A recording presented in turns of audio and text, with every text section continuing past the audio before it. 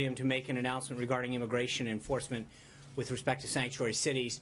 When the Attorney General is done speaking, we'll have time for a couple questions, and then I'll continue with the briefing. So if your question is not germane to sanctuary cities, keep your hand down, and we'll get to it after we go through the events of the day. So with that, Attorney General Sessions, come on up. Thank you. Thank you, Sean.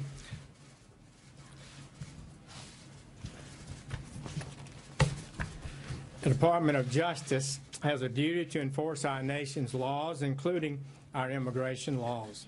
Those laws require us to promptly remove aliens when they are convicted or detained of certain crimes. The vast majority of American people support this common sense requirement. According to one recent poll, 80% of Americans believe that cities that arrest illegal immigrants for crimes should be required to turn them over to immigration authorities. Unfortunately, some states and cities have adopted policies designed to frustrate this enforcement of immigration laws. This includes refusing to detain known felons on the federal detainer request or otherwise failing to comply with these laws. For example, the Department of Homeland Security recently issued a report showing that in a single week, there were more than 200 instances of jurisdictions refusing to honor ICE detainer requests with respect to individuals charged or convicted of a serious crime. The charges and convictions against these aliens include drug trafficking, hit and run, rape, sex offenses against a child, and even murder. Such policies cannot continue. They make our nation less safe by putting dangerous criminals back on the streets.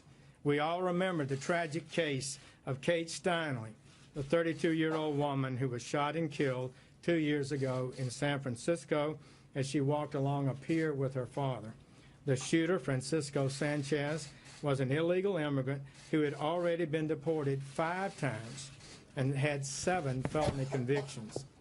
Just 11 weeks before the shooting, San Francisco had released Sanchez from its custody, even though Immigrations and Customs Enforcement officers had filed a detainer requesting that he be held in custody until immigration authorities could pick him up for removal.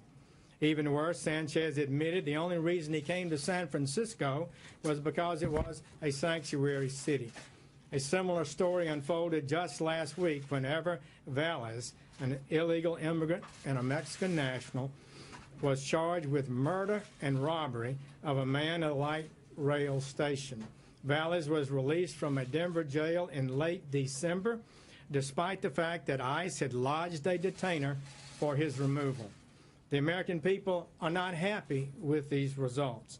They know that when cities and states refuse to help enforce immigration laws, our nation is less safe.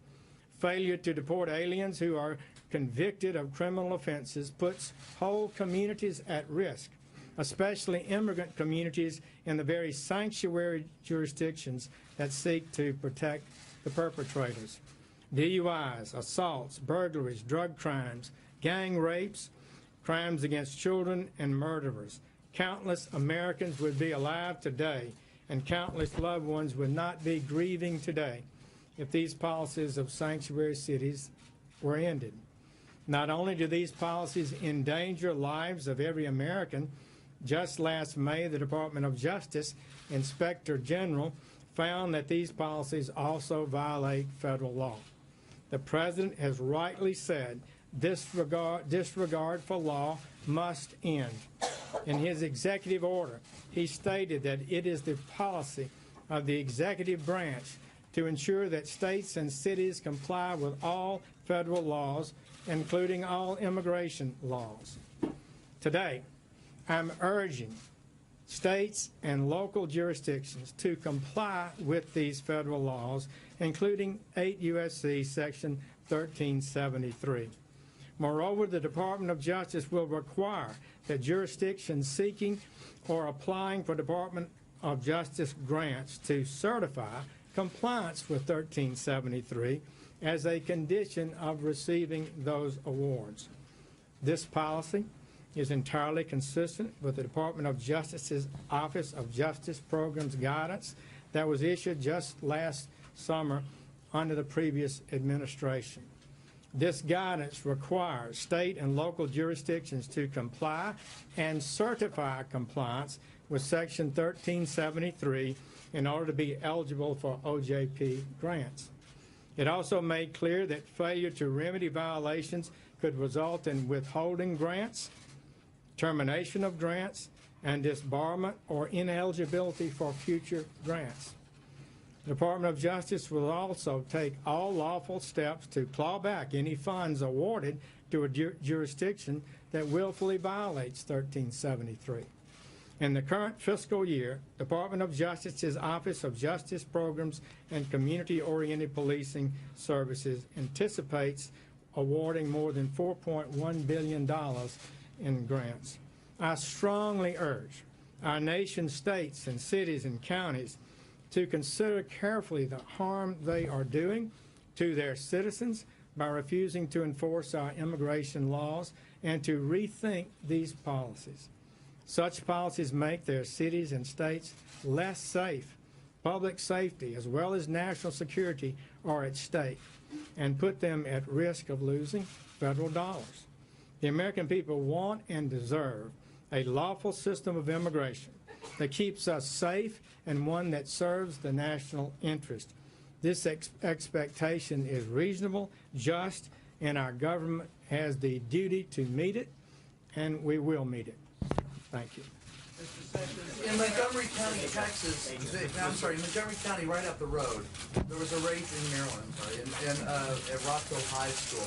Has anyone from the Department of Justice had any conversation with anyone in Montgomery County or Rockville, as they describe themselves as sanctuary county and city, and there's also a boatload of federal government in Montgomery County? Well, you know, Maryland is talking about a state law to make the state a sanctuary state. The governor is opposed to that, I'm glad to hear. That would be such a mistake. I would plead with the people of Maryland to understand that this makes the state of Maryland more at risk for violence and crime, that it's not good policy. And as a former prosecutor for many years in state and federal law on the jurisdictions, I just know the historic relationship different federal agencies have with regard to honoring detainers. It's just a fundamental principle of law enforcement that if you have a person arrested and another jurisdiction has a charge, then they file a detainer, and when you finish with the prisoner, you turn them over to the next jurisdiction for their adjudication.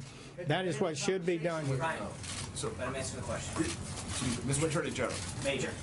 Mr. Attorney, so listening to you carefully, it sounds like you're applying the standards and the policy that the Obama administration put forward on compliance with underlying Justice Department rules. Are you taking any additional steps? And have you asked the President to maybe talk about other federal funds that are not necessarily under your control as a way to punish sanctuary cities or states? Well, that's a good question. What I'm saying today is that essentially the policies of the Obama administration that we issued last July make clear that you should not be receiving certain federal funds if you're not in compliance with 1373.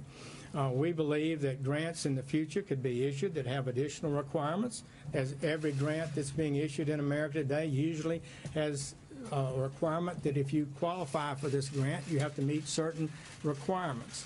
So we'll be looking at that in the future, and we'll continue to pursue it. But fundamentally, we intend to use all the lawful authority we have to make sure that our state and local officials who are so important to law enforcement are in sync with the federal government. Mr. Attorney General, some of those officials of cities, for example, bigger cities, have said despite the lack of federal funding, they will continue to be sanctuary cities, that they don't care that they're losing money, essentially. What recourse does the Department of Justice have in those cities that look at what you're doing and say, we don't care, we're going to continue to implement this policy? Well, that's very, disheartening, but I hope that the American people and their constituents in their own cities will communicate with them. And as we continue a dialogue and a discussion, and as we continue to ensure that monies that go for law enforcement only go to cities who are participating in an effective, collegial, cooperative way with the federal government, that would also send a message. We have simply got to end this policy. Thank you. Thank you all. Thank you.